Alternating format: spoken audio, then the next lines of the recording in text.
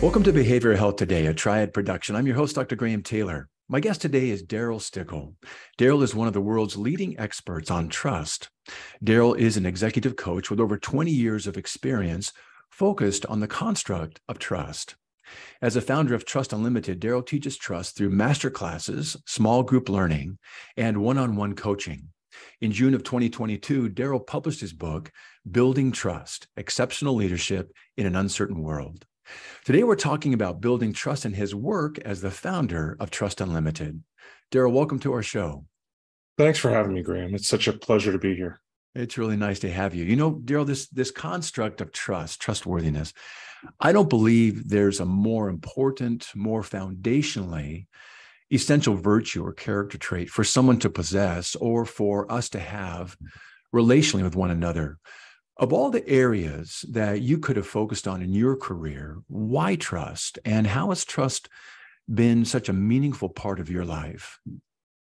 Yeah, it's a great question, Graham. And partly the answer comes from some of the struggles that we're seeing in the world today. We see, I call them big, hairy problems, things like climate change, race relations. We're seeing an epidemic in mental health. We're seeing challenges around the pandemic. All of these things require collective collaborative action, and trust levels are at the lowest we've ever seen.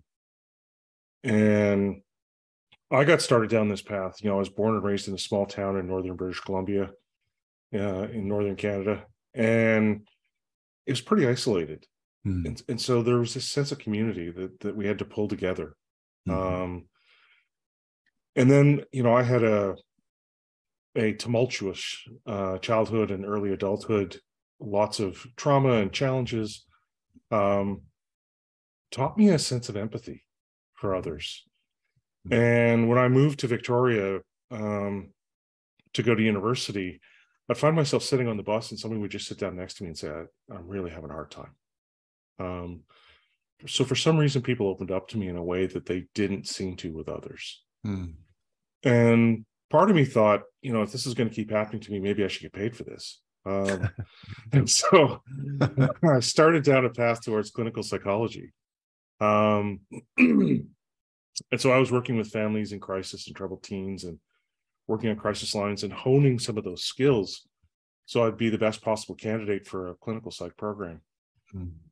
But partway through, I just realized that a lot of the population I was working with were really just doing the best they could. And they couldn't get from A to B. And I thought, this is going to drive me insane. And so I shifted into public administration and started working in native land claims. I was doing my master's degree in public admin. And as a research analyst, they would ask me these deep philosophical questions like, what is self-government? Or what will the province look like 50 years after claims are settled? And the last question they asked me was, how do we convince a group of people we've shafted for over 100 years they should trust us? And I thought, well, that's a good question. And it got me thinking about long-term disputes and the challenges that we face. And so I went to Duke and wrote my doctoral thesis on building trust in hostile environments. And when I left Duke, I ended up working for a big management consulting firm. And they said, wow, you got really good client hands. Let's send you to the worst places possible. And so I got a chance to apply the concepts that I'd been theorizing about. And then in 2001, I was involved in a car accident on my way to a client site. Cab I was in rear-ended another vehicle. I ended up with post-concussion syndrome. And so I ended up not being able to work 80 to 100 hours a week anymore. And so I started my own little company called Trust Unlimited. And I've spent the last 20 years helping people understand what trust is, how it works, and how to build it. Really good. Really good. So what trust is and how it works, set a kind of a foundational understanding of this, operationalize this for us. What are we talking about when we're referring to trust? So trust for me and for a number of folks is the willingness to make yourself vulnerable when you can't completely predict how someone else is going to behave. And I know a lot of your listeners are therapists or folks who are involved with mental health in some way. This is pertinent to them for a few reasons. One is that the the research suggests that a huge portion of their effectiveness is actually determined by the nature of the relationship they build with their customers, with their clients. But also for their clients to be more successful in life. We find that higher trust levels, being able to build trust, leads to more effectiveness for leaders, for couples, for parents, for everyone. Mm-hmm. And it's in shorter supply now.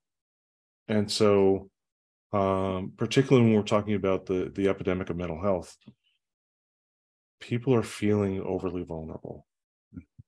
And so, for me, trust is a combination of uncertainty and vulnerability. When we're deciding whether to trust somebody, we ask ourselves two fundamental questions.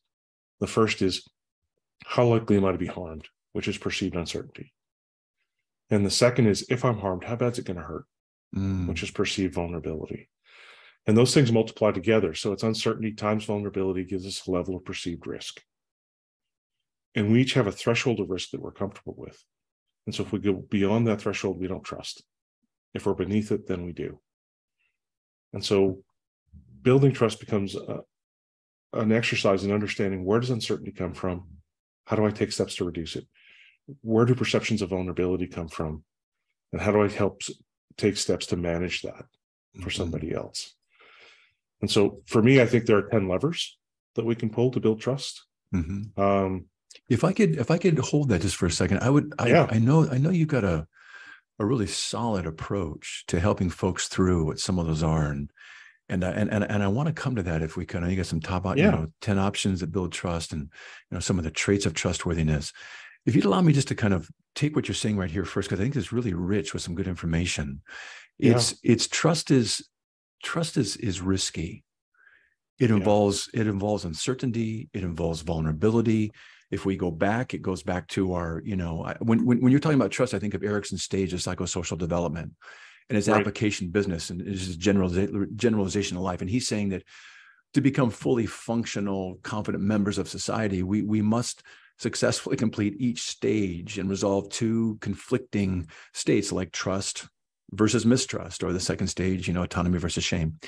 And when we're successful in these developmental stages, we acquire these basic human virtues and a healthy, personality overall, and we become well-adjusted and better prepared for the challenges of life, individually or in families or in business. Like, you're generalizing all of these to be based on trust. But failure, on the other hand, leads to this difficulty of navigating our future, and it truly has a profound impact on our sense of self and impacts our relationships. So you're starting with the very first developmental milestone period that we're born into. We come into the world and having to build a basic trust versus mistrust as the cornerstone, the earliest developmental stage that leads to, ideally, this virtue of hope and the sense that whatever crisis we meet, there's going to be someone around to provide some support or leadership, and we can maybe do that ourselves. But trust is a cornerstone of everything. If it's laid properly, everything lines up plumb. If it doesn't, things become uncertain, things become vulnerable, and trust becomes a genuine risk, doesn't it? It absolutely does. And that's a very good insight, Graham. It's so foundational to almost everything that goes on for us. Yeah. And, we've seen research that tells us that societies function better when trust levels are higher. There's higher economic growth. There's higher returns to shareholders. There's higher employee engagement, higher job satisfaction. I mean, it's just, the virtues are so profound. It's so slam dunk. I mean, it's just so basic when you put it like that. Why would it not be something we can build good things on? If I can trust that what I'm going to step onto or give my heart to or give my trust to or dedicate myself to isn't going to have some good returns on the investment that I make given my trust. Yeah.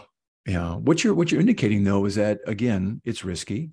It's uncertain. It involves vulnerability. Put those two together, you can determine the risk level. What are some of the challenges that you're seeing that we face either today, or why is there such a historic low in our trust levels? How come? Well, and you're getting to the heart of what really troubles me is that this stuff is so valuable and so important. And I feel like I have an answer for how to help build it.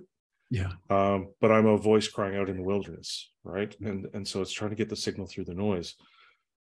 Why trust levels are so low right now is if we think about that formula, uncertainty times vulnerability equals risk. Well, our vulnerability hasn't really gone down, but our uncertainty is bouncing all over the place. Mm. And, if we think about early in relationships, uncertainty is high, which means we can only tolerate a small range of vulnerability. Mm-hmm. As that relationship gets deeper, the range of vulnerability we can tolerate starts to grow to still fit beneath that threshold. Mm-hmm. And in deep relationships, we've got really compressed uncertainty, which means there's a huge range of vulnerability that we can tolerate and still trust that other person. Yeah. And if we think about what's been going on for the last decade, there's massive mistrust in government, in public agencies, in media. It's because uncertainty has been so pronounced. Mm-hmm. And, we're seeing this mental health epidemic right now because the rules have changed so quickly. What do you mean by the rules?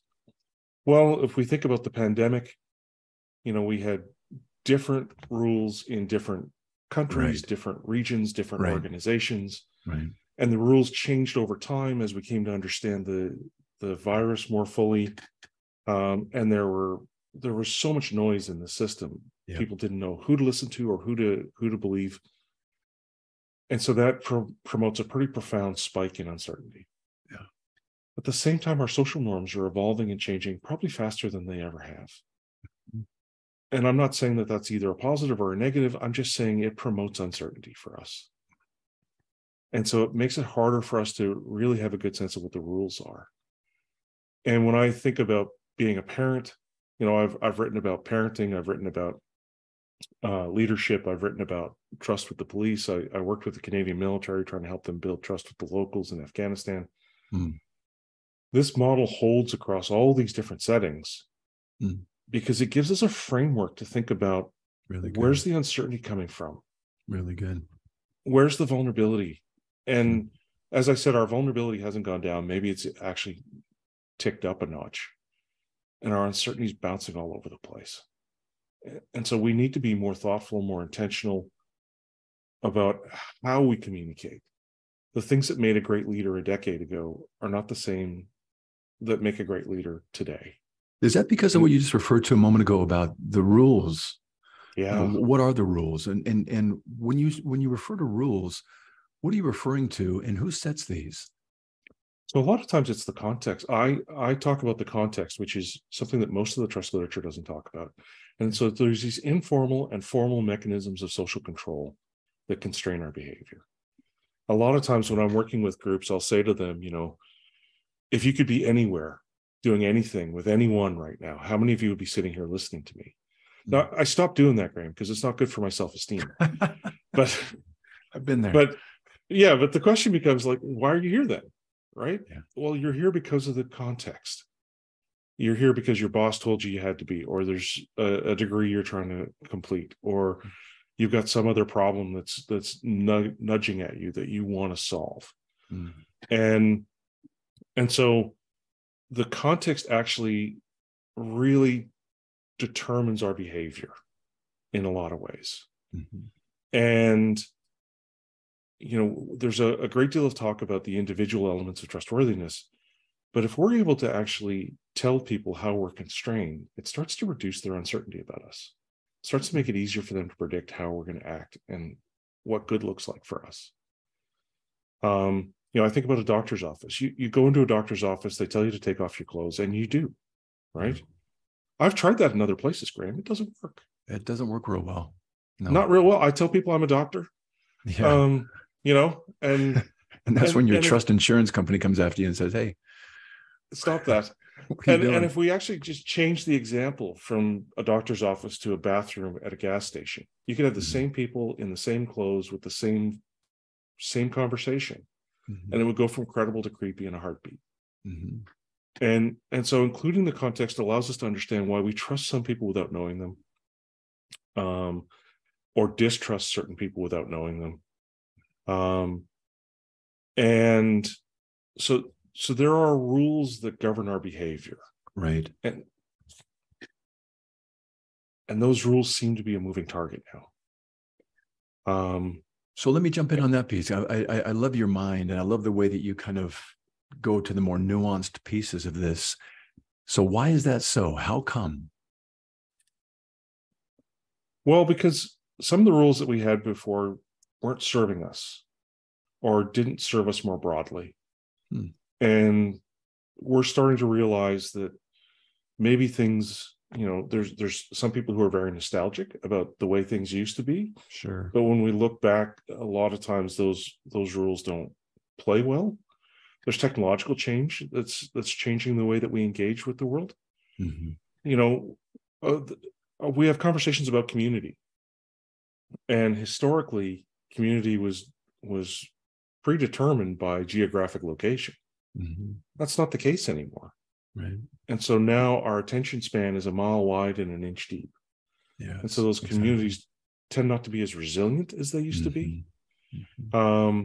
You don't get the benefit of the doubt the way that you may once have. You don't get the opportunity to fail and learn from that and evolve and grow in a way that you may have before. And so there's a number of forces pushing at these things. And, things that drove people to want to be leaders in the past have shifted and changed. I'll talk to people, Graham, would you want to be president of the United States and watch your family get thrown under the bus the way that seems to lead to, or put them at risk like some political leaders are? There's a lot of times the incentive structure seems to be aligned to promote people who are more self-involved into those roles. And the demands on leaders are growing at such a traumatic rate that it's almost an impossible task for someone who wants to have a balanced life, who cares deeply about others. And so we're seeing the rules act as a disservice to us rather than a service. And we're trying to find a way to alter that as a society. But we don't have a collective conversation about what good looks like. I like that piece right there. In the absence of what good looks like, I think of family systems. We have systems wherever we go in our families, in our communities, in our state, in our nation. Systems are systems, and we need good leaders who are ideally, let's use a family as an example. The parents parent selflessly for the interest of the family first and foremost. And they recognize the uncertainty, they recognize the vulnerability, and they take that into consideration. And they are selfless and servant leading their families in such a way that they build all of these, these healthy developmental milestones, from, trust to that allows autonomy, that allows, initiative, that allows industrious, qualities in their kids, and a solid identity. And they develop intimacy later on in their lives. They become generative in the things that they do. And it just builds and builds and builds and builds upon one another. And the idea that if one system like this could do it in the context of a family, why couldn't we do this in a larger way? Yes. Within the context of our nation, where we had the parents at the helm in a selfless role, where there's nothing that's about their gain, but we all gain when we win in these, when we make things more certain. We embrace vulnerability and we build these very trustworthy relationships and these programs, whatever else is going to be. And man, imagine how we could grow if that could be in place. We can, though. This is the frustration for me, is that building trust is a skill that we can build, right? And we can be better at this, but we need to be intentional. And a lot of times it means we need to have a shared vocabulary. And when I talk to parents, I talk about, one of the levers I talk about is benevolence, having someone else's best interest at heart. Yes, very good. And, when I am standing in front of a group of parents, I'll say, who here has their kid's best interest at heart? And all the hands go up. And when I flip that question, I say, how many of your kids would say that? It's about a third. And it's somewhat hesitant, right? And so if we're not making it land in a place where it's supposed to be obvious, then how do leaders do this? How do they promote this sense of benevolence? And partly it's because we're making assumptions about others we interpret the world through stories. We're not sharing the narrative well. My sons, I have a fantastic relationship with my sons. They're 21 and 18. They mean more than me than anything. Mm-hmm. And, I talk to parents about a command and control style versus a relational style of parenting. And, when my oldest was 12 years old, he looked at me one day and he said, "Dad, I know you're all about what's best for me. Even if you're upset with me or annoyed or frustrated, I know it's about what's best for me." And that's what winning looks like. That must have been a nice moment. Oh, it was a fantastic moment. And it means that my sons give me the benefit of the doubt. Yes. They interpret my actions in the most positive possible way. Yeah. Because they know that I care about them, and I actually communicate to them. Yeah. I include them in the conversation. Yeah. And a lot of times when we're trying to be benevolent in a parenting setting, we're thinking about today, tomorrow, next week, next month, next year. But our kids are thinking about right now. Mm-hmm. And what we need to be able to do is come alongside them and help them be successful in the moment, so that we earn the right to talk about success in the future. I love where you're leaning in that, because I think trust is something that we have to earn, and we need to be responsible for the earning of it. You're talking about concepts of, promoting benevolence. You're talking about wanting to land this message of trust. Let's shift now back into what you introduced earlier in the show about how you build your formula for building trust, right, the process that you take folks through. Share that with us. So I have a very systematic, practical, applied approach to helping people understand what trust is and how it works. Mm-hmm. And so within uncertainty, I ask myself, where does uncertainty come from? If part of the role for us to build trust is reducing uncertainty, where does it come from?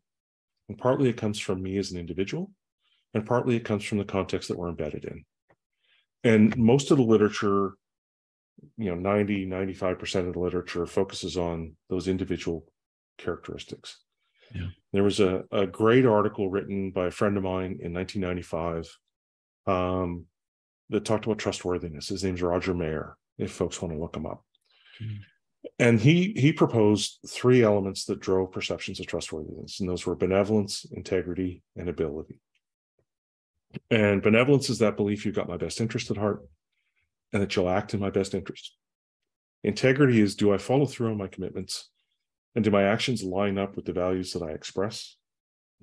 And ability is, do I have the competence to do what I say I'm going to do? And then the context are the formal and informal mechanisms of social control that constrain our behavior. And so we can be active across all 4 of those levers, because we all have the ability to build trust. Some are better than others, right? Those who aren't very good have a lever that they pull.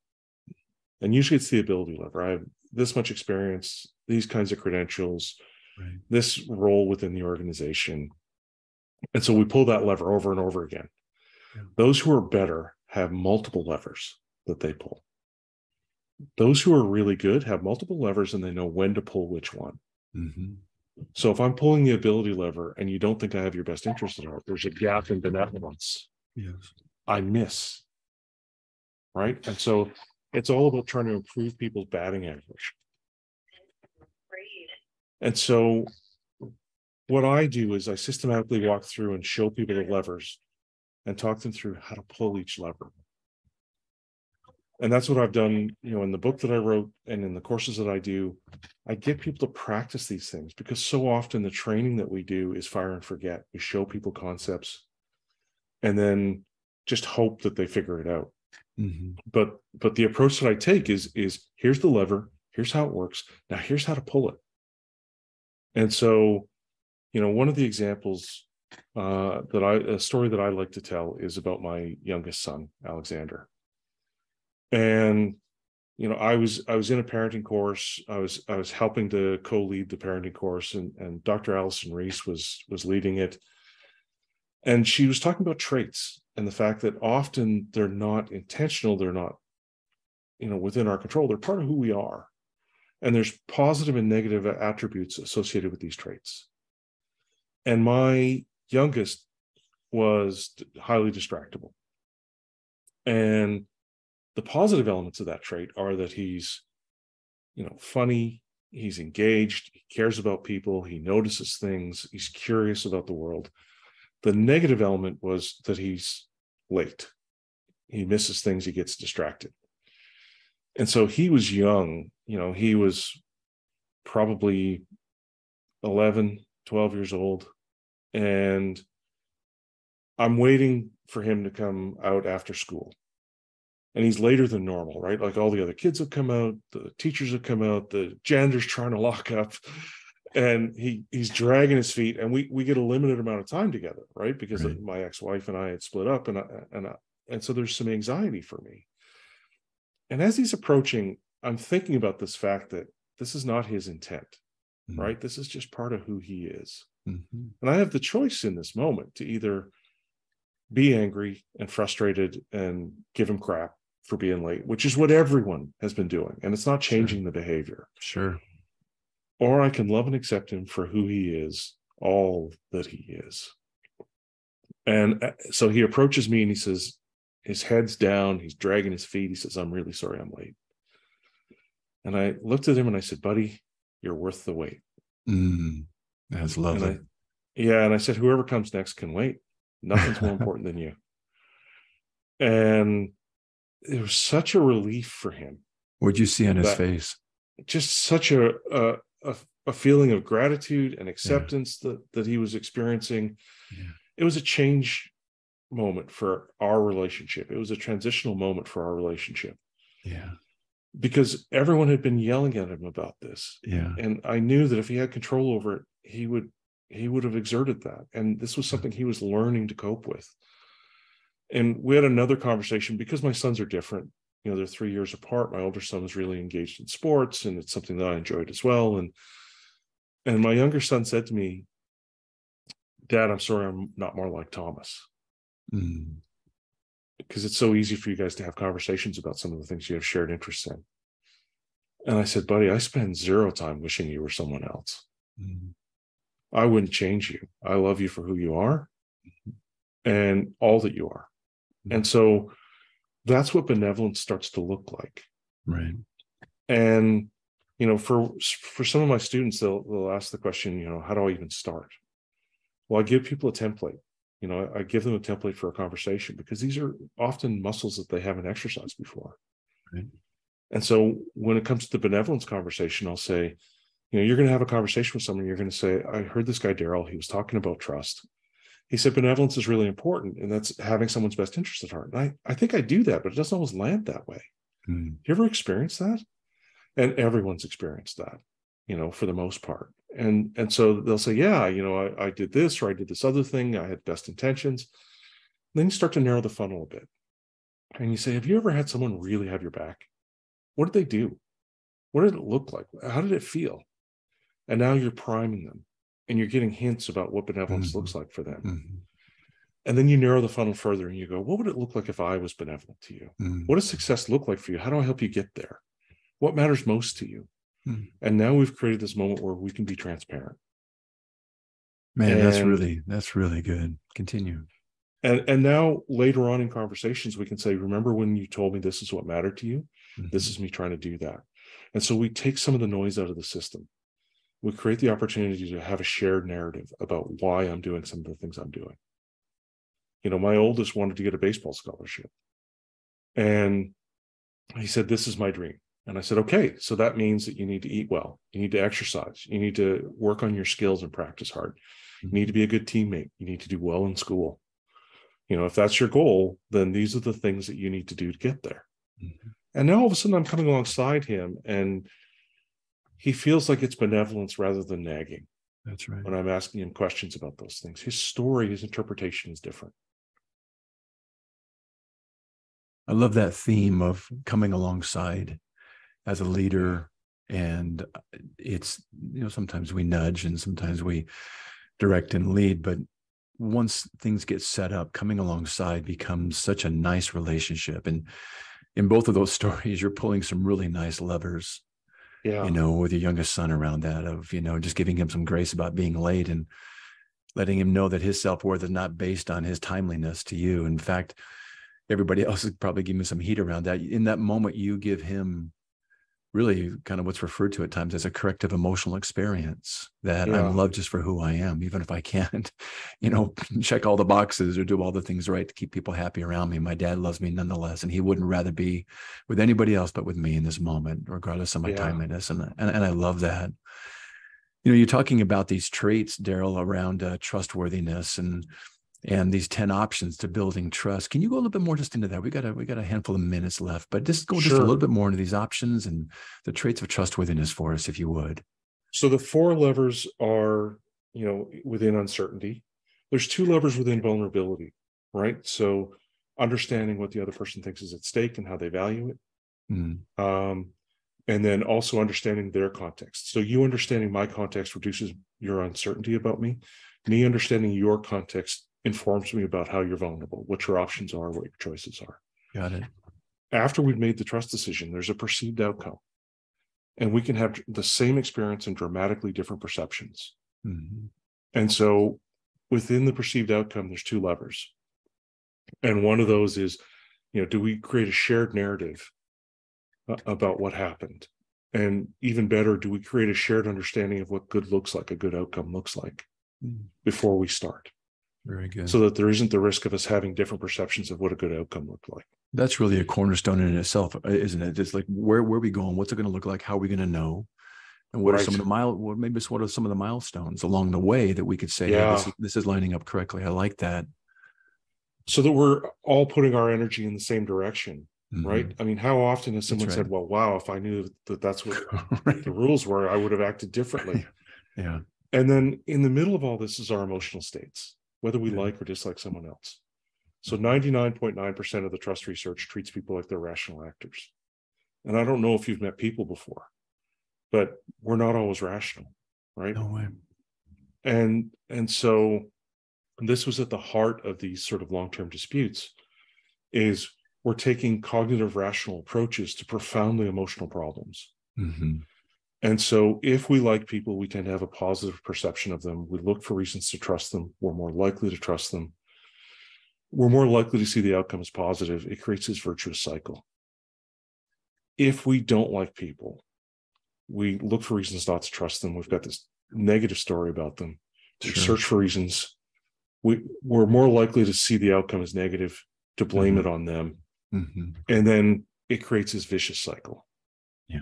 And the more extreme those emotional states become, the less rational we are.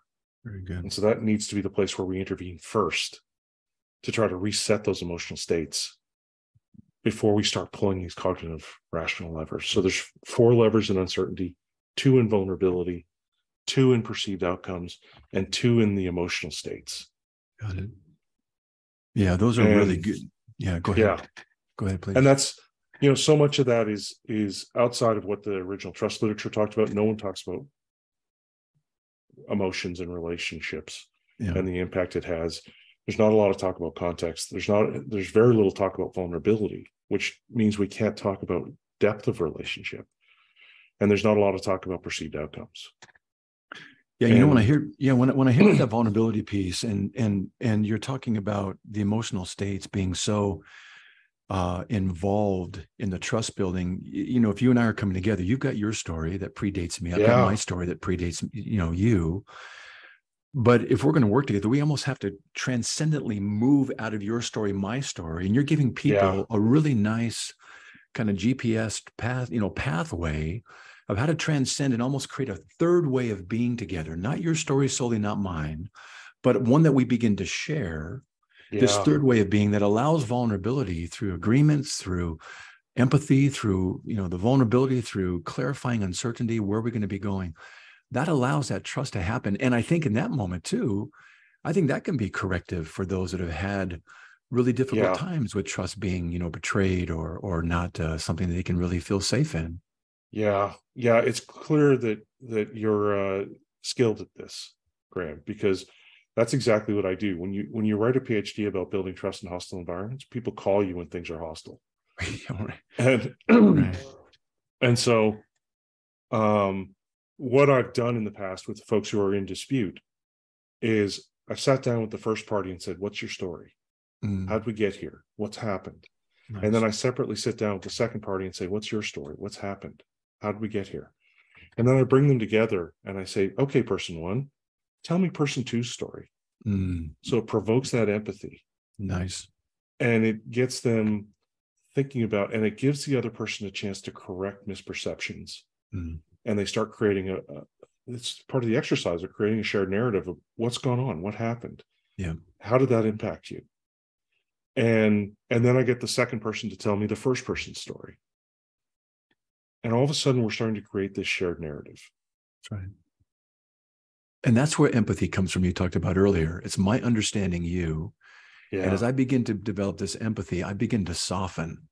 And that softening allows maybe kind of some of the ingredients for this new trust you're trying to build to develop. See, I just really appreciate this. This is such a great topic, Darryl, and you're so clear and methodical. I love the idea that there's this formulaic way of measuring these things, of deciding, are you pulling the right levers at the right time?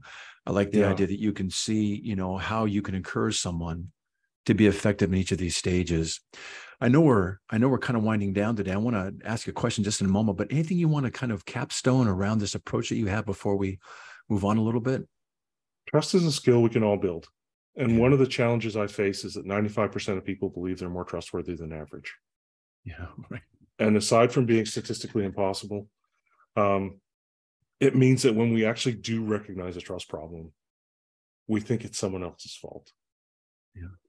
And so Yeah. what I would love, the objective is no less than making the world a better place.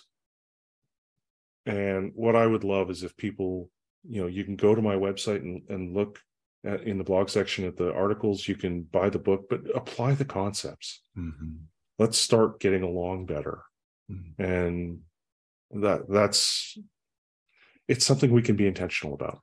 Yeah, I really like that. In fact, I was just going to ask you before we close, what is the one thing you'd want our listeners to walk away with from today's show? But you just kind of knocked it out of the park with what you just said right there. So I'm going to stick with that as kind of a nice way to bring this kind of to a close. I want to ask you one other question just before we go. Who's made the biggest impact in your life personally and professionally with regard to trust?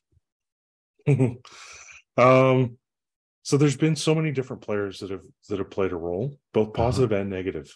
But I got to say, my biggest assistant right now is my guide dog, Drake. Oh, got to talk about Drake here, Darryl. The director of goodness, the DOG for my company. The DOG. Drake helps me navigate the world, and I'm legally blind. And there was a real stretch where I didn't have Drake or a guide dog, and I could feel alone in a crowd because I couldn't see body language. I didn't know who to approach or how to approach them. Who was open, who wasn't. Drake changes all of that. He brings people to us. And he's got such a positive story about everyone. He's so happy to see everyone. He's got a positive narrative about the exchange he's about to have with everyone. If we had his brain chemistry, the world would be a much better place. Isn't that true? That's awesome. Yeah, you can. For those listening, you can see Drake on the website. And there's a really nice write up around him as well. And what a lovely companion. And I can truly appreciate the benefit of that trusting relationship. He looks like just a love, and I love the DOG, director of goodness, the dog on hand, and what a wonderful pal. Hey, as we wind down today, Darryl, would you give us some resources and ways that we can learn more about you, your company, Trust Unlimited, and your new book? Yeah, so people can go to the website, trustunlimited.com. They can email me, Darryl@trustunlimited.com, if they want to reach out and have a conversation. I wrote the book because I was having profound impact, but I felt like I was dropping grains of sand in the ocean. And the book is an intent to scale. And so I've put everything there, right? The whole model's there. Talk about how to pull the levers. I tried to make it as transparent and easy to read as possible.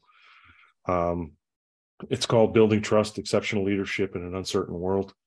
You can get it on Amazon or anywhere you buy books online, or on Audible. And they can reach out to me on LinkedIn as well. And people I'm really hoping people come alongside and help me pick up great big rocks that we can throw in the water and make a huge splash. Yeah, Stephen Covey does that experiment where you take the big rocks, the pebbles and the sand, and you put them all in a vase. And if you don't put them in the right order, they won't fit. But if you put the big rocks first, then the pebbles and the sand, everything fits. But if you put them in the wrong order, your big rocks here are truly those developmental milestones that we've got to hit for anything to be possible. Autonomy and being industrious, being generative, developing intimacy, all of these things are predicated upon that big rock of trust, that cornerstone being put into place first. And I can't think of a more healing message for our nation today, our families, communities, our nation.